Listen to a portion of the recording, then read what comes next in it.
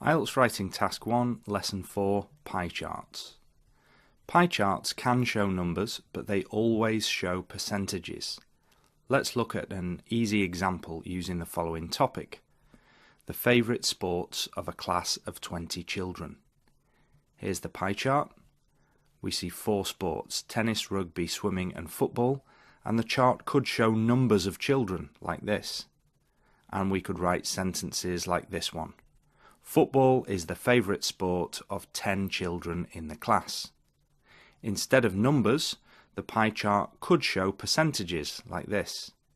And then we could write 50% of the children in the class prefer football to any other sport, or half of the class said that football was their favourite sport. But remember, even if you don't see the percentages, you can still say half of the class or 50% of the class, because we can still see that 10 out of 20 children preferred football. And even if you don't see those numbers, we can still see percentages or proportions in the pie chart. The full pie chart is 100%, so it looks like football is approximately 50%. And we can say around 50% of the children in the class prefer football to any other sport. So the key thing to remember with pie charts is the full pie is always 100%. Pie charts can show changes over time. For example, years. You might see a pie chart for the year 1999 and another one for the year 2009. The categories are the same, so we can talk about the numbers increasing or decreasing from the first year to the second year. But pie charts don't always show changes over time. They might show 2 countries. For example, this is the pie chart for children in the UK, and we could have another pie chart for children in Australia. In this case, you can't talk about the numbers increasing or decreasing. You can only compare the 2 countries. Another type of item you might see is simply school A and school B. It doesn't have to be countries. Again, you're comparing the numbers. You can't talk about the numbers increasing or decreasing because there is no time shown. You can only talk about increase, decrease when there are 2 different times or a time period. So your job is to compare the percentages. That's the main thing. But you can also compare numbers if numbers are shown. Once you've written your introduction, you're going to do 2 types of comparison. First, make a very general comparison in your summary or overview paragraph, that's paragraph 2. And second, compare specific figures, specific percentages or numbers or both, and that's for your details paragraphs, paragraphs 3 and 4. Now let's look at our full pie chart question for today. Here's the question that I'm going to use.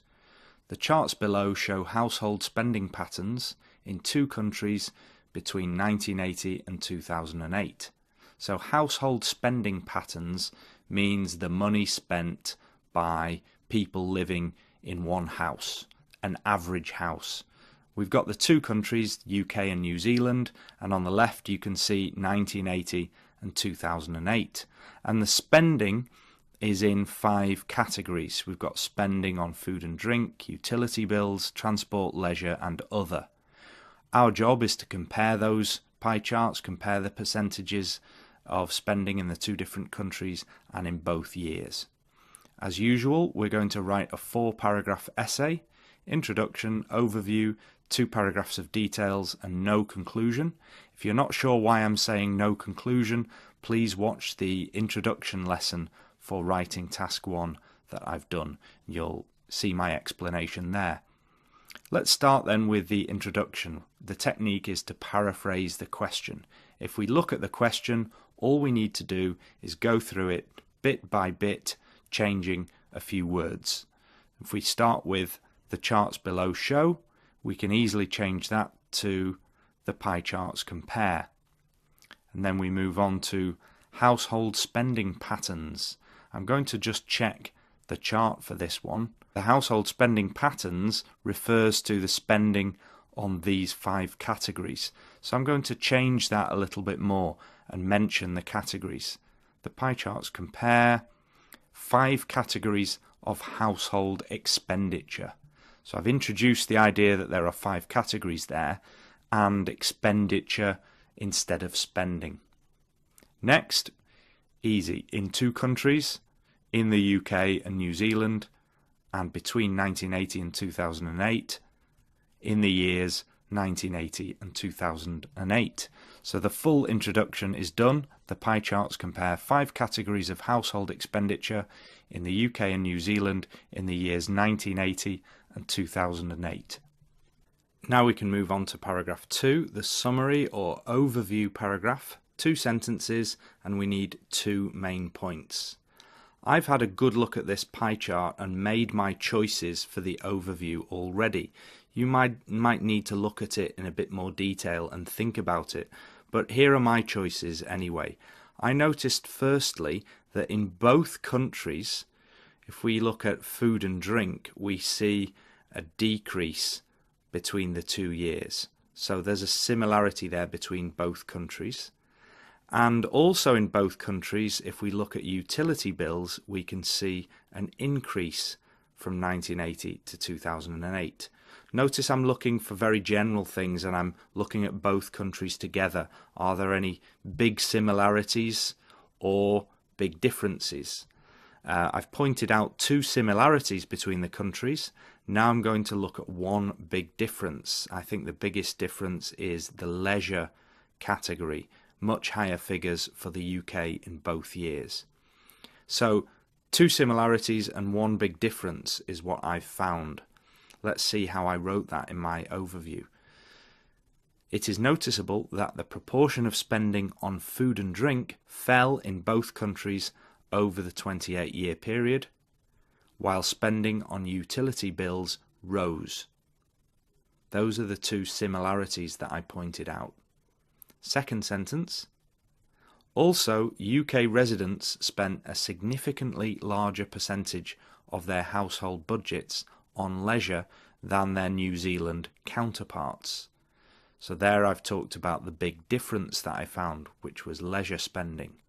And a nice phrase at the end, their New Zealand counterparts. That means the same group of people in the other country, in New Zealand in this case. So again, all I've done for my overview is talked about 2 similarities that I noticed and 1 big difference with no numbers.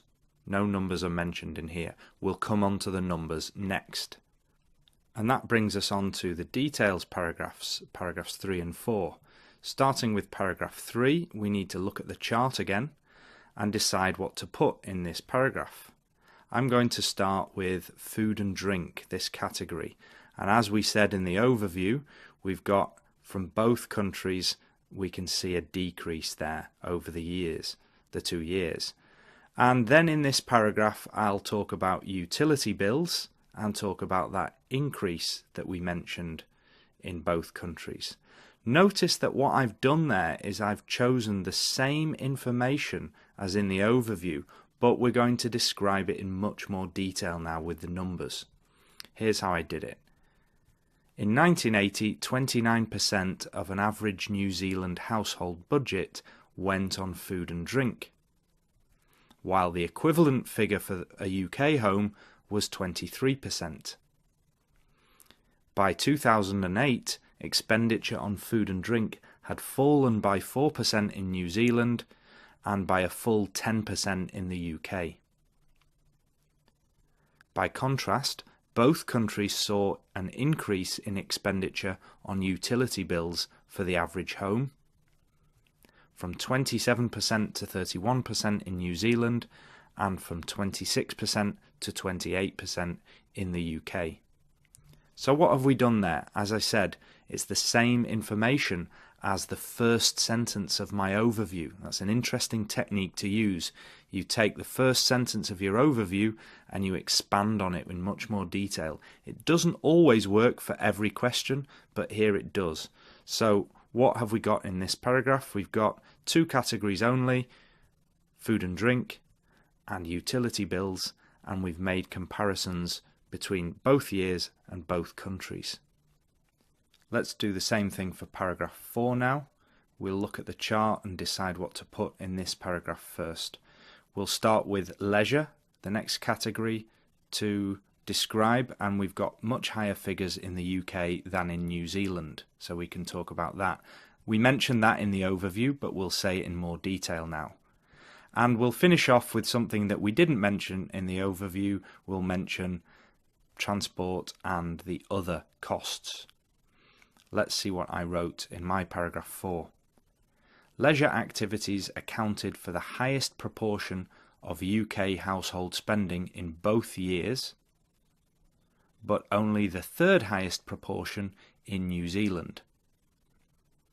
In fact, in 2008, New Zealanders spent only half as much in relative terms on recreation, 17%, as UK residents, 34%. Last sentence. In both countries, transport costs and other costs took roughly 15% and 10% of household budgets, respectively. What have we got in that paragraph then? We've got 3 categories: leisure, which I've called recreation later, it's the same thing, transport and other costs. And we've compared the years and the countries in those 3 categories. And because we have no conclusion in writing task 1, that's the full report finished. Before we look at the vocabulary from this report, I want to give you some tips that we've seen today. First, don't describe each country separately, and don't describe each year separately. We want to compare countries and years together. That's the main thing. Don't separate the countries or years into separate paragraphs. Mention all 5 categories. We had food and drink, leisure, utilities, etc. You need to say at least one thing about all 5 if you can. Divide the categories into 2 groups for the 2 details paragraphs. So instead of doing paragraph 3 about 1 year or 1 country, and then paragraph 4 about the other year or other country, I divided the paragraphs into category groups. So I talked about food and drink and the utility bills in paragraph 3, and then the other 3 categories in paragraph 4. The category called other is not important. Just because the other category had the smallest percentage, it doesn't mean that you need to mention it. Often we look for the highest and lowest, but when we have a category called other, that's a mix of lots of different things that we don't really care about. With an other category, I would just mention it only once at the end of the report, like I did in paragraph 4. Don't write leisure was 34%. That doesn't make sense. You have to write households spent 34% of their money on leisure. Make sure you get the figures described properly. That's one of the key things in writing task 1.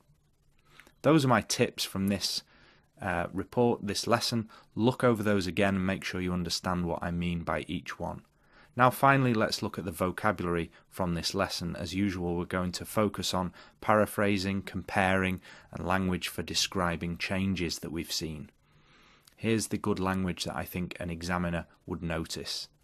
Spending came from the question, and I changed it to expenditure, spent, and costs. Proportion of spending. Percentage of household budget. The equivalent figure for a UK home. All of these different ways of talking about the spending. Fell, rose, saw an increase in. That's the change language. By 2008, expenditure had fallen.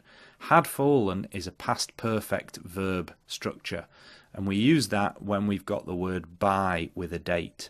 So by 2008, something had already happened. Expenditure had fallen.